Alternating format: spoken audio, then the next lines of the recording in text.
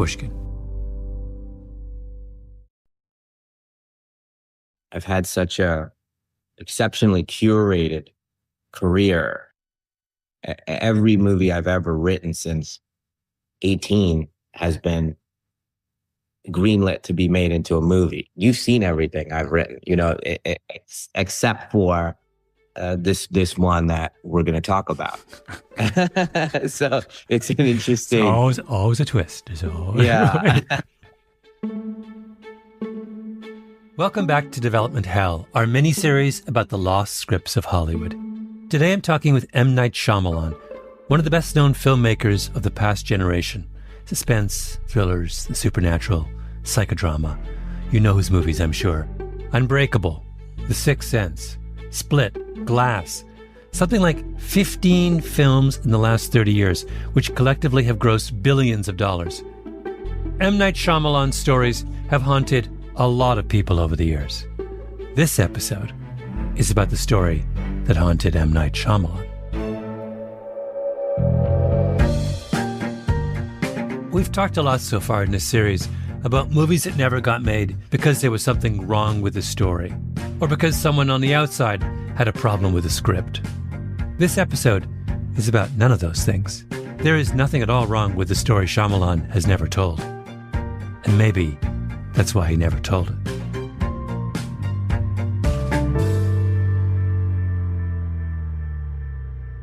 There was the first real script that I felt kind of lightning bolt inspiration that came to me. I was 22 and I just got married, and I wrote a kind of a love story, and it's called Labor of Love. And I was writing it, and I wrote it. I almost can remember everywhere I wrote it because it was such a special experience of writing. By that time, that was my third feature that I had written. I had made a movie already in India. Tell me this a little bit about the story. What was Labor of Love about? Labor of Love is essentially a story about an older couple, mm-hmm. and the wife saying, hey, it's an anniversary, and he forgets, and all of this stuff. And they've been together a long time. And she's just like, essentially expresses, I do all these little things for you our whole life, and you don't. And I'm not sure what you want from, I'm not sure you love me, mm-hmm. I'm not 100% sure. And that's not a great feeling, and he's baffled, right? As all guys are, just baffled at this. And what do you mean? What do you mean? Yeah, what do you mean? What do you want? I love you. Who goes to work every morning? Who goes to work? What do you think I'm doing that for? Yeah. Okay, I get it. I don't want to say too much of it because I tend to think of these things as magic, and give us a taste. Just a taste. Yeah, and she passes away unexpectedly, in very tragically. And before she died, he said, what do you want me to do to prove my love to you? You want me to, swim across an ocean or climb a mountain or walk across the United States? What do you want me to do? She's like, just walk to the store and get me something on your own because you were thinking, something small like that. Anyway, she passes away, and he's an older man. He's in a, late 60s, 70s kind of thing, out of shape. And he's so devastated. He makes a crazy decision to start walking across the United States for nothing else but just to show his wife who's passed away in case she can see. And I wrote this in 1994, right? So, no cell phones, no nothing, no internet. And he just begins this trek, and it's a kind of like a vision quest a little bit. He starts to think about his life and his time with his wife and from when they were kids, and he's physically in threat as he's doing this. And slowly the country starts to hear about this guy, and they're trying to urge him to get there. And it's so crazy. Why are you doing this? Why are you doing this? And then the country kind of gets on board with the feeling of doing something irrational to show your love for the person that you care about. And I'm not going to tell you the ending, but it's really poignant, the idea of just doing something so the other person can hear you. So you're 22. You're very much in love. You've just married your wife, who you've known for how long at that point? I met when I was 18. So I've known her for 4 years at that point. So and In this period of love-struck youth, when you are, in love with your young wife, you write a story about an older couple. Yes. Where the question of the man's devotion to his wife is in doubt. Yes. And in other words, I thought you were going to say, I wrote this at 22. I was just married to Revisionist love. It's about this young couple who embark on you jump forward 40 years, and you start looking back. Yes. So in the period where you are of greatest infatuation, your impulse is to go to the end of the relationship and work backwards. Yeah. I mean, I think I've always been driven by familial nightmares. The sanctity of the family being jeopardized. Later it changed into aliens and ghosts and you name it, but ultimately it's still about families and whether they can survive. What is it about you at a period of young love when you're already thinking about the kind of, not the dissolution of love, but the final stage of it? Why would you jump ahead? I guess you're thinking about your life and what you want it to be and where it could go wrong. And maybe I was thinking about what do I want this to be at the end of the journey? 40 years from now, 50 years from now. I hope I've lived the life the right way. And of course, there's going to be a lot of mistakes along the way, but I don't have fears like the other people have fears in the sense of like, I knew I was going to marry the second I met her, like those things. I fear getting a call that something bad happened, and that's very prevalent and still 30 years later. Yeah. But you're asking yourself the question of what is the most tragic outcome of young love is what you've described, is that one party loves and the other party doesn't realize they're being loved. You put your finger on something that's like that's a deeply resonant anxiety. It is. I probably from the dynamic of me and my wife that, she married a dreamer, someone who's completely content to stare out in an empty room and just do that all day long and think about an imaginary world with imaginary people and feel fulfilled. And she's like, well, I'm right here. What about the real life we're living, And so the struggle has been, I've heard all of those stories of, from, F. Scott Fitzgerald to you name it, all our heroes and how they struggled with their personal life versus their artistry. And is it a one or the other equation? Sometimes it feels that way. And for a lot of people, it feels that way. I've tried to see if they can feed each other, and it feeds the movies, the feeling of love for your wife or for your kids, or and what does that mean? How can you imbue it and you guys feel it when you see the movies and really the stories that I make? And the hardest thing to explain to your spouse in that instance is that to them you seem inaccessible in that dreaming, but from your perspective. I'm putting words in your mouth, but there's a certain amount of commonality between the way I approach this and the way that you do. What's hard to explain is that we're not being inaccessible. And in fact, the relationship we have with our loved one is what makes our dreaming possible, right? They're the engine of it. They're not outside of it. It's their presence and support and structure and love and whatever that permits us to wander off and in our imagination and find comfort and joy in all of that. I don't know. It's like it's a very hard thing to explain to someone that our inner lives are contingent on someone on the outside. Yes, so finding love and then building a career from there felt the right building blocks, and so that movie was the beginning of that. When writing this movie, Labor of Love, it was coming from such an interesting place, and I was writing ahead of my abilities at that point. I was just kind of going by this inspiration of love, I think. What do you mean by writing ahead of your abilities? I didn't have as much craft at that time. This is oftentimes your career is an equation of craft and inspiration. And so I was lacking in craft and at 22, but the inspiration was at a 10. That feeling when I was writing it, what this feels beautiful. This feels lovely. I love this feeling, how it's coming out and how I can see the characters. And in retrospect now, 30 years later, can see that, I was really listening to the characters almost like a novelist and following it. And so the end result was I wrote this screenplay that ended up becoming a bidding war from my parents' guest bedroom where me and my wife were living in the guest bedroom. The best bedroom was pink. It was for my sister. It was just we had to get out of here kind of feeling.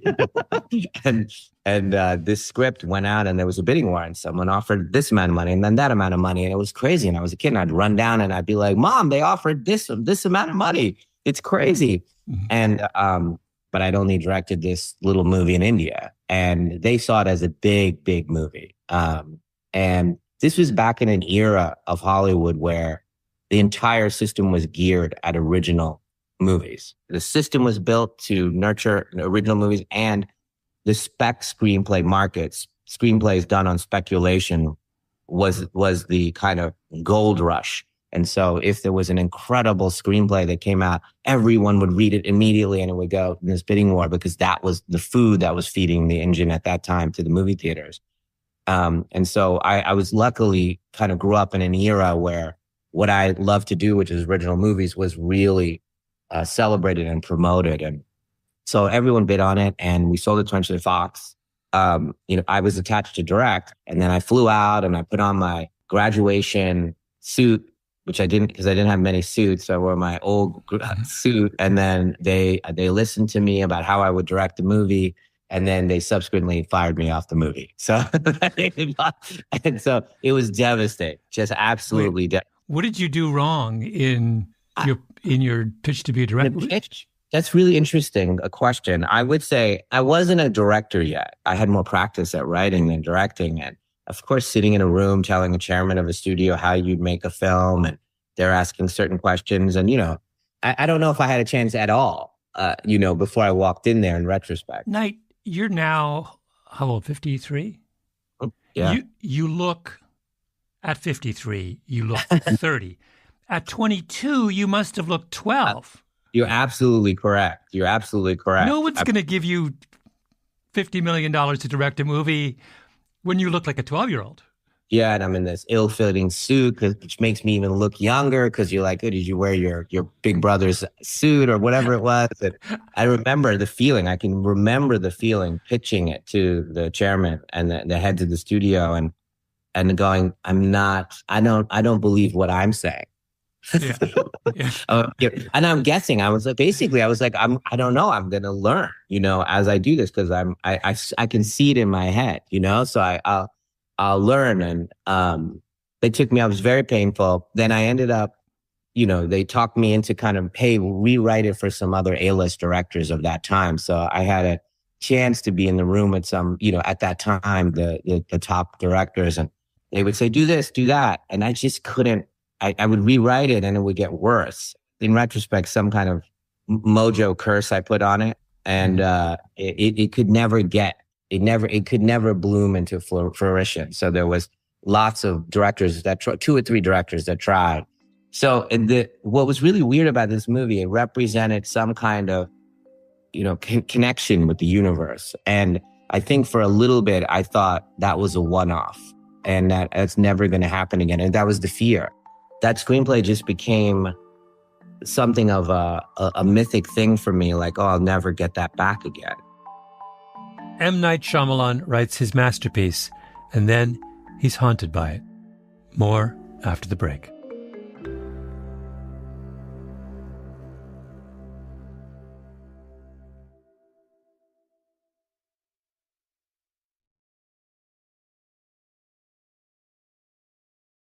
Wait, so what's the next stage in the saga of Labor of Love?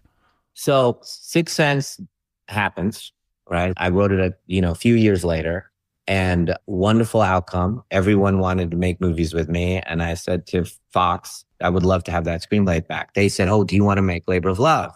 And I said, well, no, I'm thinking about making another movie, which was Unbreakable, that I was writing at that time about comic books, even though no one had making comic book movies. And I thought no one would ever see this movie, but it was something that interested me. And I said, I was really into genre now. I was like, okay, genre is my way. Labor of Love is it's a very emotional movie. I think I have that as my base tendency to be emotional. And I think until I found genre to balance it, I was too much for people. Cause like I start at a 9, like at emotion. If you and I are talking over drinks about something, I'll be already emotionally to be, there. And I think genre helped me balance that.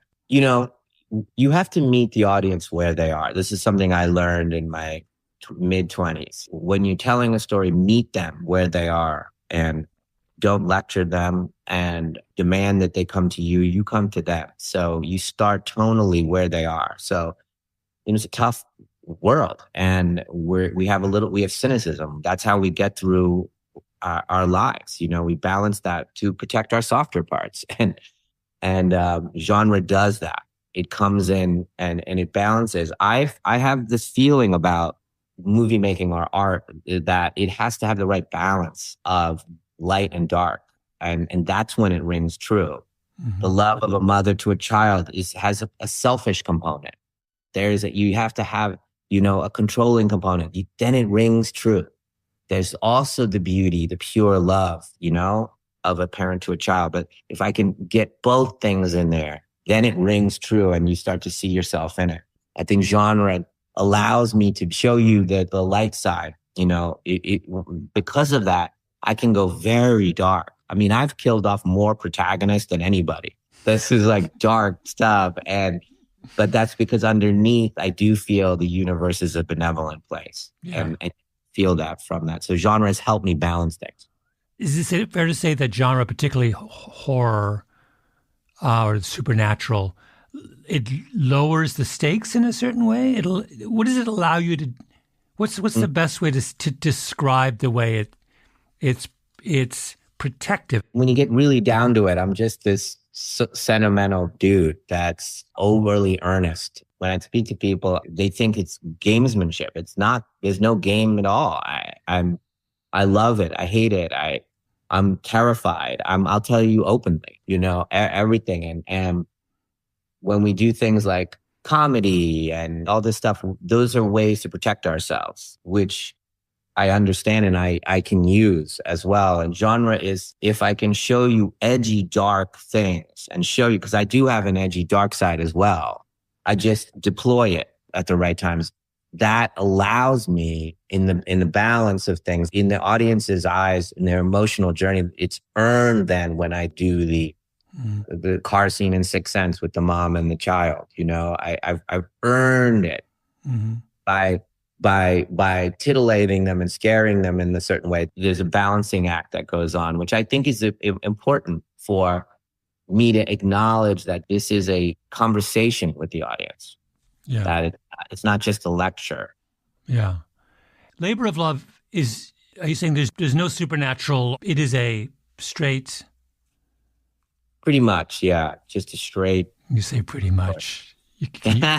What is it? Pretty much. The reason I say pretty much is there's a tiny bit of spirituality and love. Yeah. And so that I do represent that in there, that things are bound a bit, that there's some, inspirational, magical things that happen sometimes, that's related to love. So that's all. But there is no genre in it, as we would say.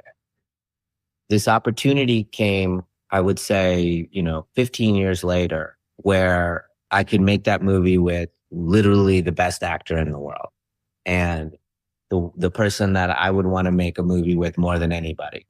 It was being squeezed between another movie that I was making for a big studio, and I made the wrong decision. And I didn't make it. And when I think back on it, now knowing me, who is the actor?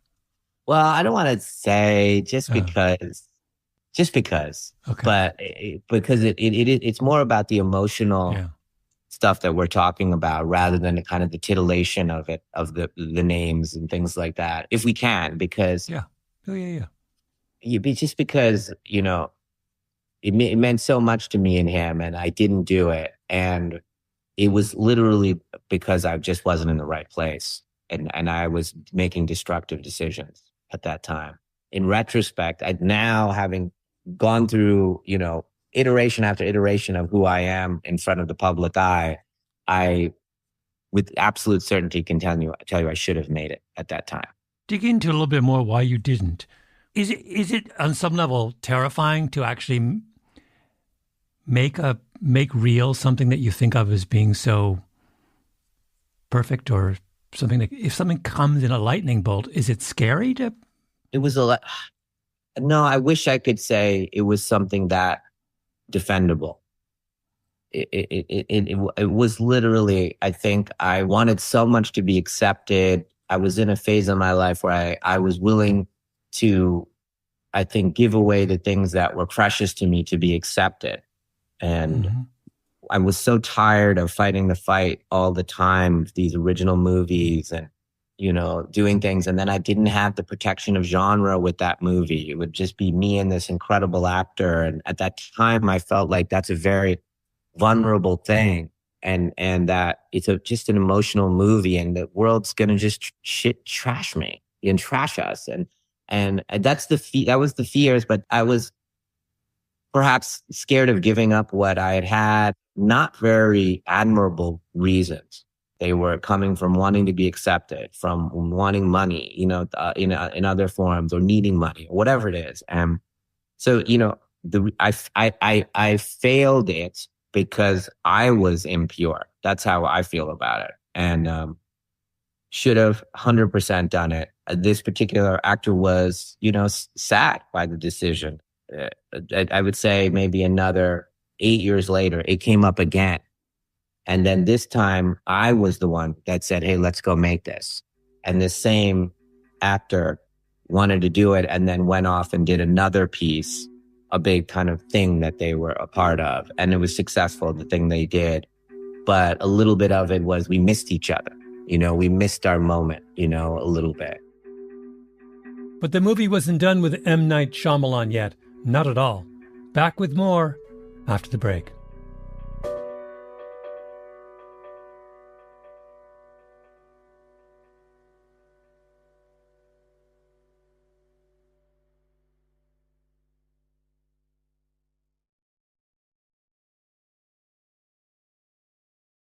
How does the way you relate to the movie, how has it changed over the years? It's 30 years have gone by.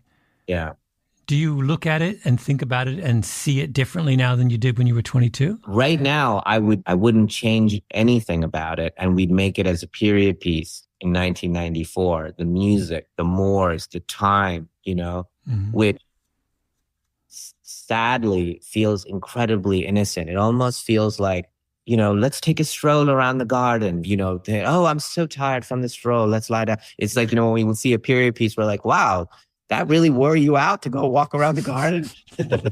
You know, and that's how we feel about like 1994. Oh, yeah. We thought we were really being really bad when we did this. You were just talking with your boys in the basement. How sweet. Yeah. And you were just, all of you just talking about girls because you love girls. You know, how sweet, you know, like, it feels that way. And when I think about it, it's very nostalgic of a time gone by now, and a way people might have reacted. Oh, because the way as the hero goes on his journey, as he's walking across the country is responding to him in a way they wouldn't respond today. Is that your point? That in a kind of internet age, it would be different?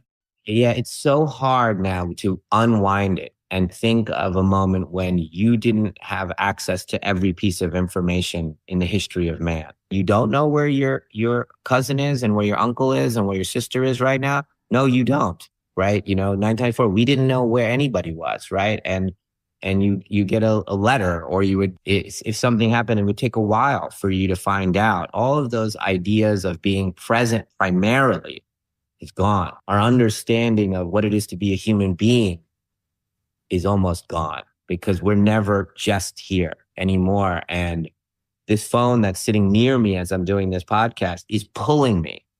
Right now, I can feel it. It's pulling me.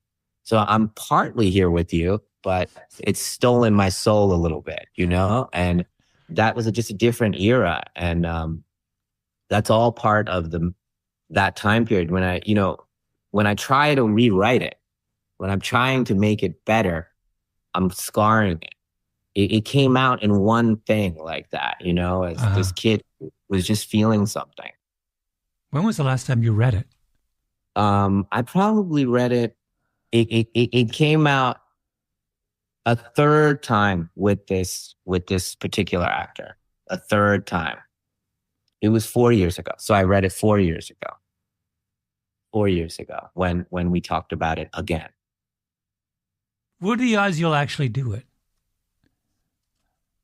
I'm just a strange creature, bro. So if I say to you, absolutely never, as soon as we click off here, I'll probably go make it, right? I've thought about it a lot. Do you do it more as a ritual almost to honor that part of you in all of us that came from a pure place, regardless of its success, regardless of what would happen? There is a kind of a wise warning about labor of love, that there's something where you're blind about the labor. Oh, I always wanted to make that movie about blah, blah, blah, whatever it is. Or I always wanted to write that thing. It's a labor of love for me.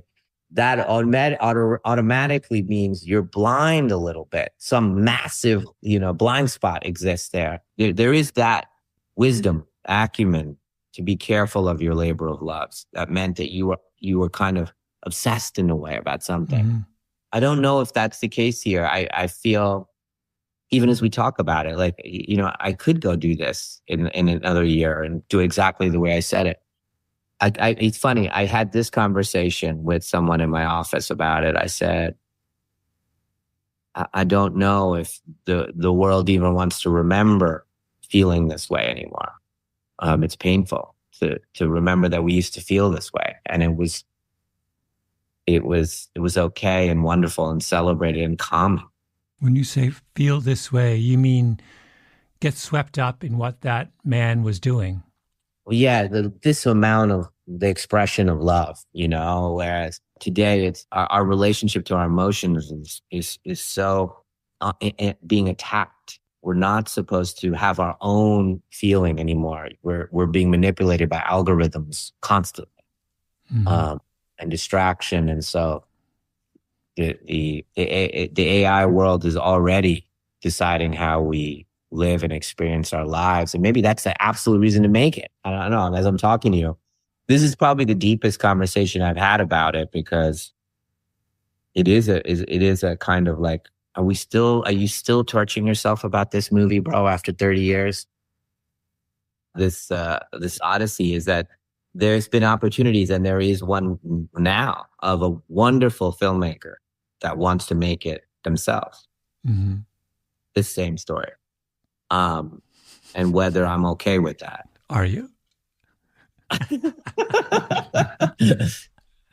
Bro, I don't know if that feels like... I don't know. I'm almost shutting down when you're asking me that question. And I've actually shut down in that process too. So, it's someone just called you up and said, someone famous calls you up and says, Knight, I've read the secret screenplay. Yes. How did this person get a hold of it? They just heard through the grapevine. Yeah. And it's happened before. Somebody wants to make it. Oh, there's every few years, somebody wants to make it. And, I could just let it go. Yeah. Just let it go and let someone put their point of view on love. So it's this screenplay that represents the purest version of me that's on a page, and it has been chasing me like a ghost or like haunting me. It started my career, and I got to do all these amazing things and continue to have these incredible opportunities. And really, it's like a part of me that I've betrayed at one point. And now I can make it now. I mean, today I can make it right now. And I think probably with this same actor. And even as you and I are sitting here, I have all these reasons that are holding me back. So so I don't know what this screenplay is to me and what this movie is to me. Maybe it's the softest part of me. Mm-hmm.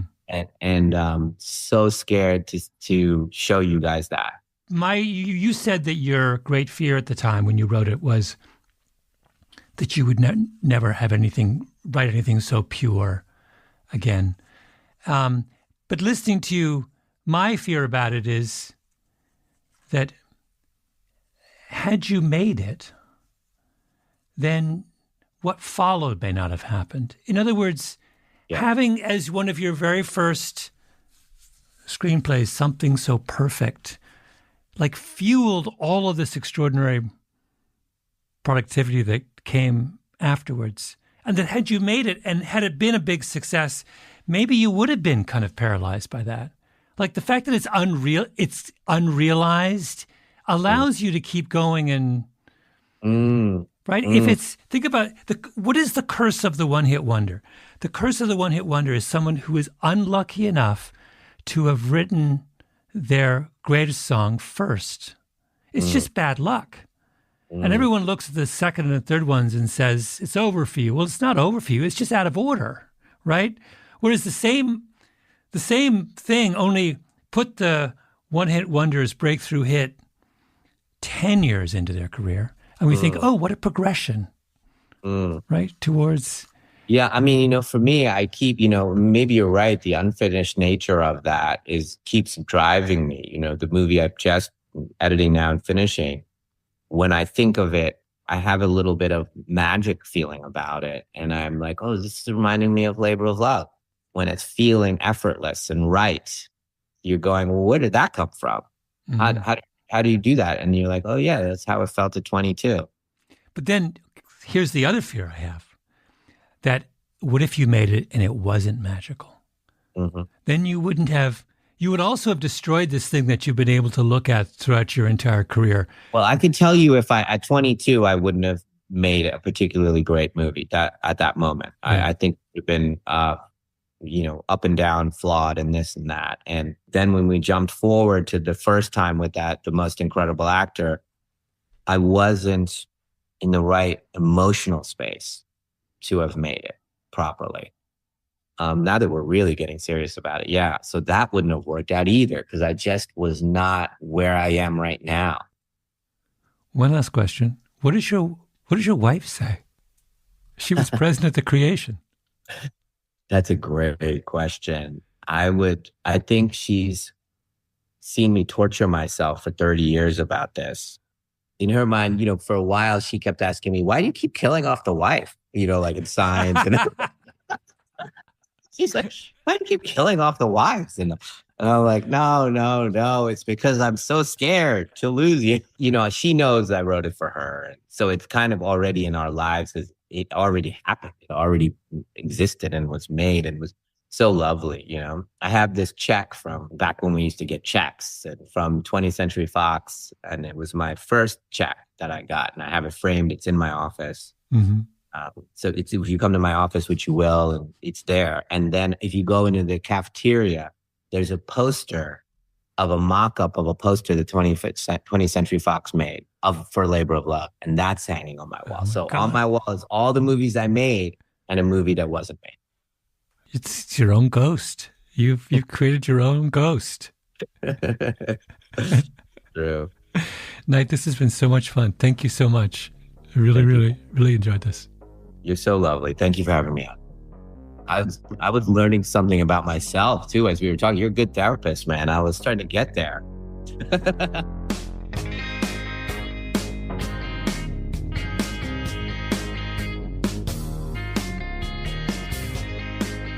This episode was produced by Nina Bird Lawrence and Tali Emlin, with Ben Nadaf Hafri.